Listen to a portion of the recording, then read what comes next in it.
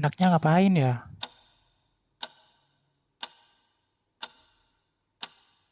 Aha, kalian pernah kepikiran nggak? Gimana sih caranya kita tahu isi perut bumi tanpa kita harus mengebor sampai ke inti bumi? Nah, jawabannya ada pada geofisika. Oke, aku ada nih salah satu buku yang aku rekomendasiin banget buat kalian baca, terutama kalian yang kepo banget apa sih geofisika itu. Judul dari bukunya adalah Geophysics: A Very Short Introduction karya William Lowry. Nah, menurutku buku ini singkat, tapi itu isinya padat banget. Yuk kita kulik per babnya. Bab 1, What is Geophysics? Nah, pada bab 1 ini, Lowry buka dengan cerita seru. Dia dikirim ke hutan Kanada buat mencari nikel menggunakan alat-alat geofisika. Nah, bayangin seorang fisikawan muda tiba-tiba harus kerja di tengah hutan, ditemani tim kecil dan peralatan seadanya. Dari pengalaman tersebut, dia menyadari ternyata geofisika itu keren banget ya. Nah, intinya geofisika adalah cara kita menggunakan fisika untuk mengetahui isi bumi. Nah, bedanya sama eksperimen lab, kita nggak bisa kontrol kondisi alam. Kadang prosesnya super cepat, seperti gempa bumi, dan bisa jadi super lambat, seperti pergerakan lempeng yang jutaan tahun lamanya. Jadi geofisika itu adalah ilmu yang main di skala waktu ekstrim, dari detik sampai jutaan tahun. Bab 2, Earth's Planet. Nah, pada bab ini, kita diajak melihat bumi sebagai planet. Tapi sebelum itu, kita melihat dulu dalam dari bumi. Nah, bumi sendiri terbagi menjadi 3 struktur. Yang pertama adalah kerak, kedua mantel, dan ketiga inti. Nah, kerak sendiri itu adalah lapisan terluar dari bumi, tempat kita hidup dan tinggal. Lalu ada mantel yang di bawahnya kerak, berupa lapisan tebal yang padat, tapi bisa juga bergerak pelan seperti cairan kental. Kalau inti terbagi menjadi inti luar serta inti dalam. Inti luar itu bersifat cair dan inti dalam bersifat padat. Nah, dari struktur ini penting banget karena semua fenomena geologi seperti gempa, gunung berapi, pergerakan lempeng berasal dari dinamika dari lapisan-lapisan ini. Nah, selanjutnya, selain struktur, bab ini juga membahas tentang bumi sebagai planet.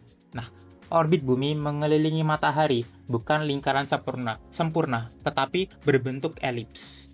Nah, rotasi bumi juga terkadang itu nggak stabil 100%, kadang juga bisa berubah-ubah gitu. Nah, ada variasi astronomis yang disebut siklus Milankovitch, seperti precession, obliquity, dan eccentricity. Nah, ketiga faktor ini ternyata punya dampak yang cukup besar ke iklim bumi yang bisa jangka panjang. Nah, misalnya seperti perubahan kecil di orbit bisa bikin zaman es datang atau pergi. Jadi, iklim bumi itu bukan cuma soal cuaca harian atau musim tahunan, tetapi juga soal gerakan planet dalam skala ribuan hingga jutaan tahun. Nah, Lowry juga nunjukin gimana sih interaksi antara orbit, rotasi, dan energi matahari bikin bumi itu jadi planet yang dinamis. Kalau salah satu faktor ini beda, mungkin sejarah di kehidupan bumi juga bakal beda banget.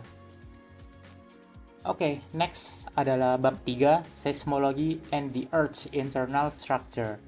Nah, pada bab ini, Lowry menjelaskan tentang apa itu seismologi. Nah, seismologi itu bisa dibilang seperti MRI-nya bumi.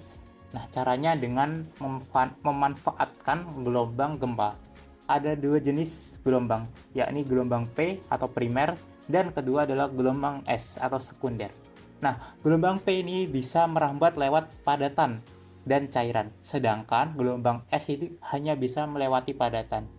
Nah, perbedaan ini jadi kunci buat mengetahui struktur inti bumi. Nah, Lowry juga jelasin konsep shadow zones.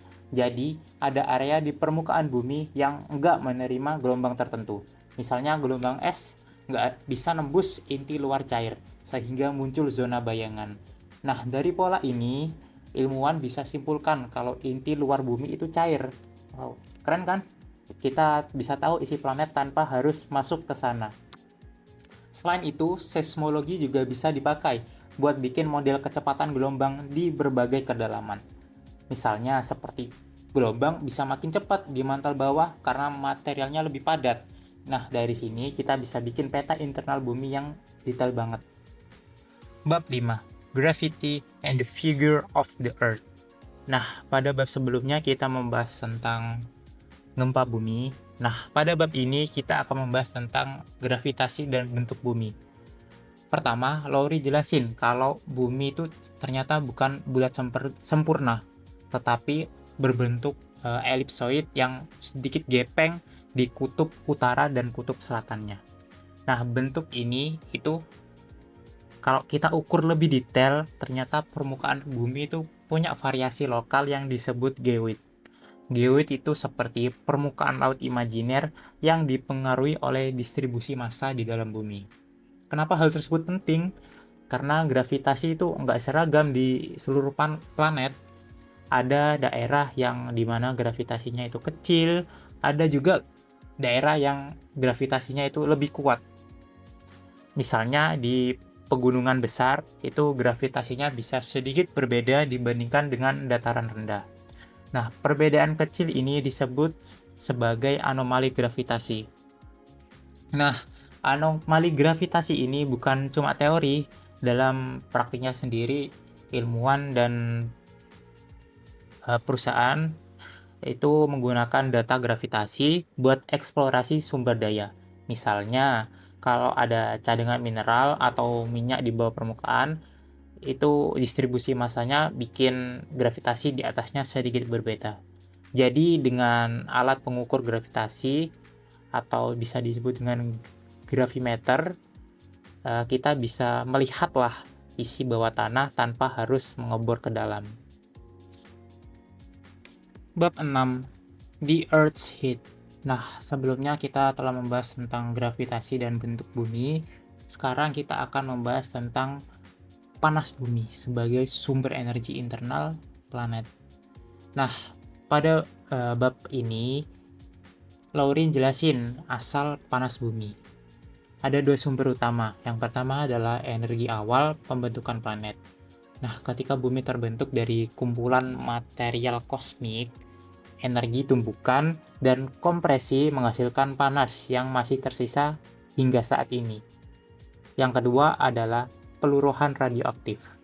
Nah, unsur-unsur seperti uranium, thorium, dan kalium di dalam mantel dan kerak itu terus meluruh, melepaskan energi panas ya sampai saat ini terus mengeluarkan hal tersebut. Nah, gabungan dari dua teori tersebut itu ya membuat bumi itu tetap hidup secara geologi. Nah, panas ini itu nggak tersebar merata. Ada daerah dengan aliran panas yang tinggi, ada juga daerah yang panasnya itu rendah. Misalnya di pegunungan tengah samudra, tempat lempeng baru itu terbentuk. Ada juga daerah dengan aliran panas rendah, biasanya itu di benua tua yang stabil. Jadi distribusi di sana itu bisa nunjukin umur dan aktivitas geologi suatu wilayah. Oke, bab 7. The Earth's Magnetic Field. Nah, pada bab ini itu menjelaskan asal medan magnet bumi. Nah, medan magnet ini dihasilkan oleh inti luar bumi yang cair, terutama besi dan nikel. Nah, cairan ini bergerak karena konveksi panas dari dalam dan pergerakan material konduktif yang menghasilkan arus listrik. Nah, dari arus listrik ini muncul medan magnet lewat mekanisme yang disebut dengan geodinamo. Nah, medan magnet bumi ini terbentuknya mirip dipol, kayak seperti magnet batang raksasa yang ditanam di dalam planet. Tapi ya bentuknya itu nggak sesempurna itu. Nah, ada variasi lokal, ada gangguan, dan kadang kutub magnet bisa bergerak atau bergeser. Pada bab ini, Lowry juga jelasin tentang geodynamic reversal, yaitu pembalikan kutub magnet. Nah, jadi utara itu bisa jadi selatan, dan sebaliknya selatan bisa jadi utara.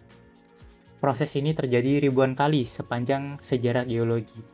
Yang menarik, jejak pembalikan ini terekam di batuan. Misalnya di dasar samudra, ada pola garis-garis magnetik simetris di kedua sisi punggungan tengah samudra. Nah, pola ini bisa jadi bukti buat kita kalau pergerakan lempeng tektonik itu kuat dan pembentukan samudra yang baru. Oke, bab terakhir adalah bab 8 Afterthoughts. Nah, pada bab ini, Lowry bilang geofisika itu bukan cuma ilmu buat akademisi, tapi juga penting buat eksplorasi sumber daya, mitigasi bencana, dan paham perubahan iklim jangka panjang. Nah, intinya geofisika adalah bahasa buat membaca isi dari bumi. Buku ini ngajak kita buat lihat bumi bukan sekedar tempat tinggal, tapi sistem kompleks yang terus bergerak dan berubah. Oke, karena kita udah membahas tentang per babnya, aku simpulin kalau buku ini sangat cocok buat kalian yang tidak terlalu mau buat langsung terjun ke geofisika, namun kepo tentang geofisika itu apa sih. Karena buku ini menurutku lumayan ringkas dan ya singkat, tapi isi atau bobot dari buku tersebut itu sangat kompleks, bisa dikatakan kompleks, dan menurutku lengkap banget buat bisa dipelajari oleh orang awam. Oke, mungkin itu adalah review buku dari aku yang berjudul tentang Geophysics: A Very Short Introduction karya William Lowry. Semoga pada video kali ini bermanfaat bagi kalian, dan mohon maaf kalau aku jelasinnya kurang detail atau ada kesalahan kata. Aku mohon maaf banget. Sekian dari aku. Bye-bye.